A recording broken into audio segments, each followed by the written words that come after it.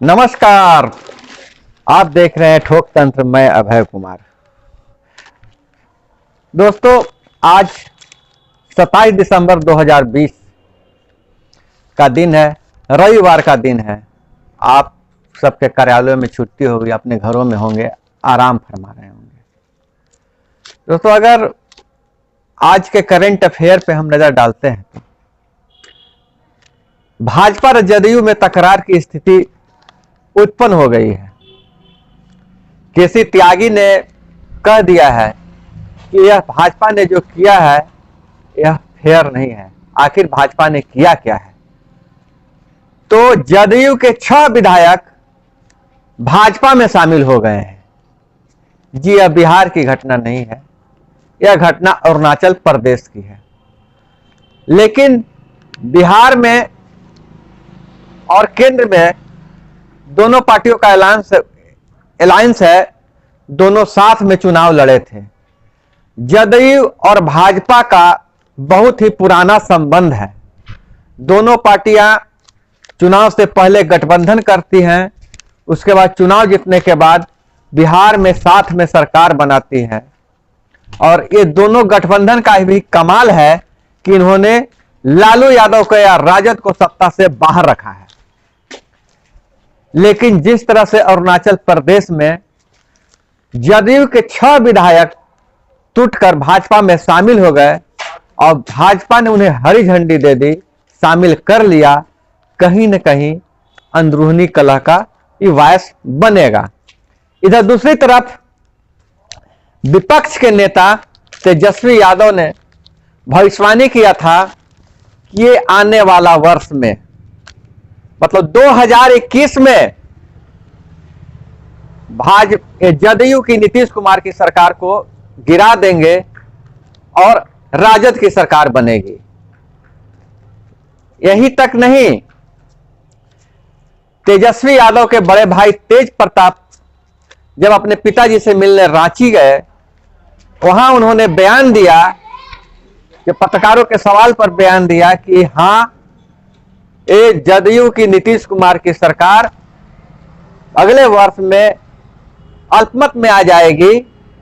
और उनसे पूछा गया तो क्या आप सरकार बनाएंगे? तो उन्होंने कहा कि हम अभी सिंगल लार्जेस्ट पार्टी हैं, हम बिहार में सरकार जरूर बनाएंगे।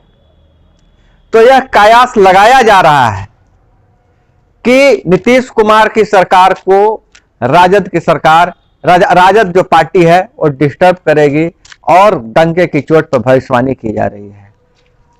ऐसा न हो कि अरुणाचल प्रदेश की घटना आग में घी का काम करे और भाजपा जदयू अलग हो जाए।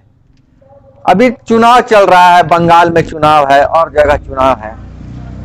अरुणाचल प्रदेश की जो घटना घटी है उसका असर बंगाल चुनाव पर भी पड़ेगा। जदयू वहां भाजपा के साथ चुनाव लड़ती है कि अलग लड़ती है, यह आगे देखने की बात है। दूसरी बात यह है जो हमारे गांव गिराव में चर्चा में है, बिहार में बहुत चर्चा में है, मुखिया जी की धड़कन बढ़ी हुई है। वो है कि हमारे बिहार में कल कैबिनेट की बैठक हुई। कैबिनेट की बैठक में पारित हुआ कि 111 नगर पंचायतों का, नए नगर पंचायतों का गठन हुआ है। उसकी कुछ क्राइटेरिया बनाई गई है। जो कृषि पर आधारित थे, किसान से जुड़े, कृषि पर आधारित जो नहीं थे जो पंचायत, और वो शहर थे, कुछ आबादी भी बेसिस है उसका, उसको नगर पंचायत का दर्जा दिया गया है।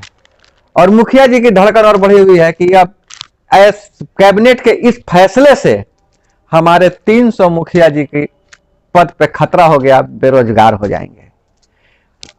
पूरे बिहार के 300 ग्राम पंचायत के मुखिया चुनाव नहीं लड़ेंगे, 300 ग्राम पंचायतों में चुनाव नहीं होगा।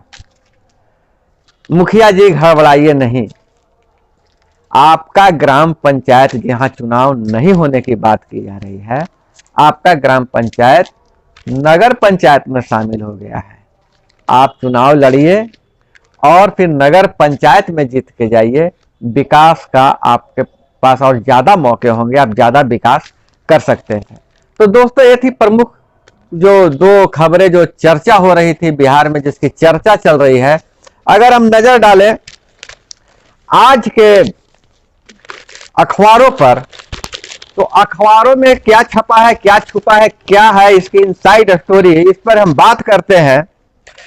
तो सभी अखबारों ने जो राज्य में नए नगर निकायों का गठन की मंजूरी मिली है, 111 नगर निकायों की गठन की मंजूरी मिली है, उसको प्रमुखता से छापा है सभी अखबारों ने।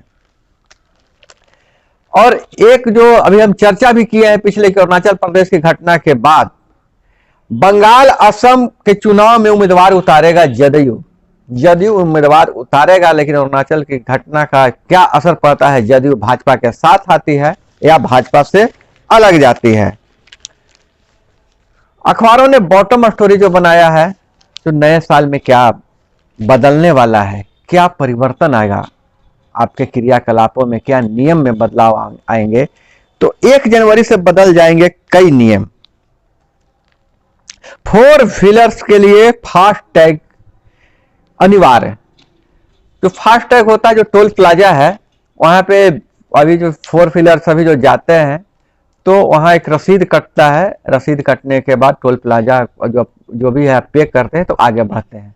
लेकिन नए साल में सभी वाहनों के लिए फास्ट टैग अनिवार्य किया जाएगा, जो आपकी गाड़ी पर स्कैन करके आपका डेबिट हो जाएगा आपका पैसा। इससे मतलब तेजी टोल प्लाजा पे भीड़ नहीं लगेगी।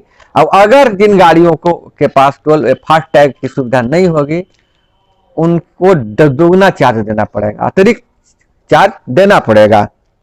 दूसरी चीज जो बदल जाएगी अगले साल में, positive pay system cheque payment का नया तरीका। बैंकों में चेक पेमेंट का नया तरीका जो क्या है, तो हम पढ़ के बता देना चाहते हैं। चेक से पेमेंट करने पर पॉजिटिव पे सिस्टम लागू होगा। इसके तहत चेक से 50,000 रुपए से अधिक के पेमेंट पर जरूरी डिटेल्स को दोबारा कंफर्म करना होगा।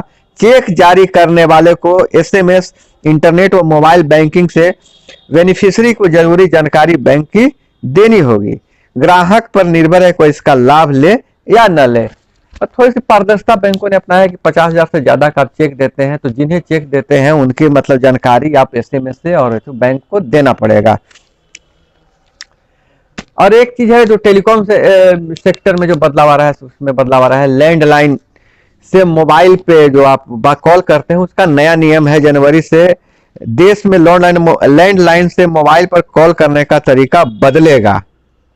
फिक्स फोन से मोबाइल पर की जाने वाली हर कॉल के लिए मोबाइल नंबर से पहले 0 लगाना होगा। जैसे पहले था, जब हम लोग पहले के जमाने में एसटीडी जब कॉल करते थे, तो एसटीडी कॉल के पहले उस 0 लगाते थे। अब 0 लगाना अनिवार्य हो जाएगा। आप अगर लैंडलाइन से मोबाइल पे कॉल करते हैं, नंबर के आगे 0 लगाना पड़ेगा, जो भारत का कोड भी है। नहीं, भारत का कोड तो +91 है, मतलब 0 लगाना पड़ेगा। और एक चीज है, सोशल मीडिया यूजर्स के लिए जो व्हाट्सएप यूज करते हैं, उनके लिए भी कुछ बदलाव नए साल में 1 जनवरी के बाद आ रहा है।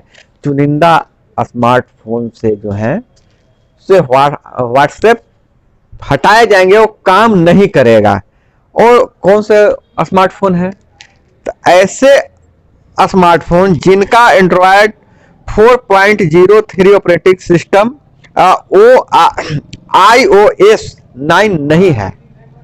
अगर आपका स्मार्टफोन में आप एंड्रॉयड 403, अगर आप एंड्रॉयड फोन रखते हैं तो 403 आप में नहीं अपडेट है, तो आप अपडेट कर लीजिए, तभी आप व्हाट्सएप यूज कर पाइएगा।